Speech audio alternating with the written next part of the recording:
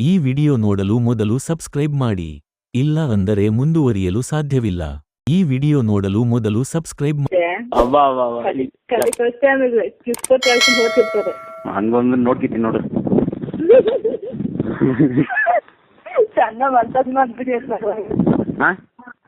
ಚೆನ್ನ ಮಸಾಜ್ ಮಾಡ್ರಿ. ಯಾರಿಗೆ? ಹುಡುಗಿಯರಿಗಲ್ಲ. ಯಾಕೆ? ನಿಂಗ್ ಬೇಡ ನಿಂಗ್ ಬೇಡ ನಾನ್ ಮಾಡ್ತಿರ್ತೀನಲ್ಲ.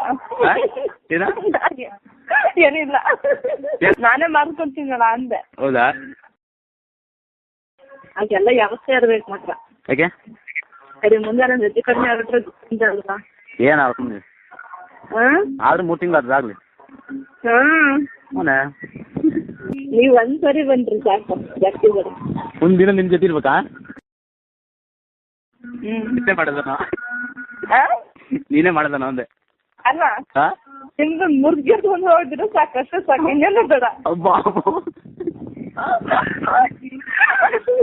ಇನ್ನೊಂದೇನ್ ಗೊತ್ತಾ? ಒಂದ್ ದಿನ ಬೇಡಪ್ಪ. ಮತ್ತೆ ಒಂದ್ಸರಿ ಒಂದ್ಸರಿ ಮೀಟ್ ಮಾಡಿದ್ರೆ ಸಾಕು. ಅಲ್ಲ ಮರತ್ತೆ ಒಂದಿನ ಇರೋ ಮಾತ ಮಾಡಿದೆ. ಒಂದ್ಸರಿ ಒಂದಿನ ಮಾಡ್ರೆ ನಿಮ್ದು ಅಷ್ಟು 3 ಹೊತ್ತು ನಿಂದು ಹೊರದೋಗಲ್ಲ.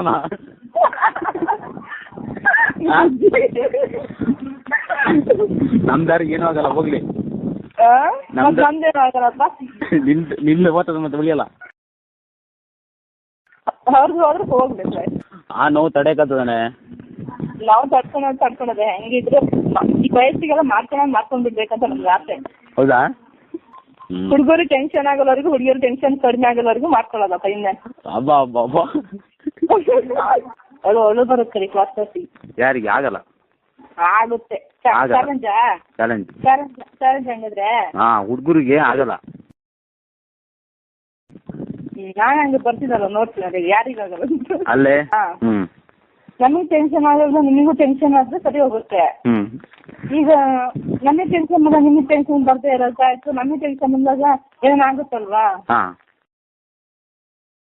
ಅದಾದ್ರೆ ಒಂಥರ ಎಷ್ಟು ಮಾತ್ರ ಸಾಕಾಗಲ್ಲ ಅನ್ಸುತ್ತೆ ನಂದು. ಅಲ್ಲ, ಅನುಭವ ಆಯ್ತಂದ್ರೆ ಎಲ್ಲ ವಸ್ತುಗಳು ತಿಳ್ಸ್ಕೊಟ್ಬಿಡ್ತೀನಿ ಕಡೆಗೆ.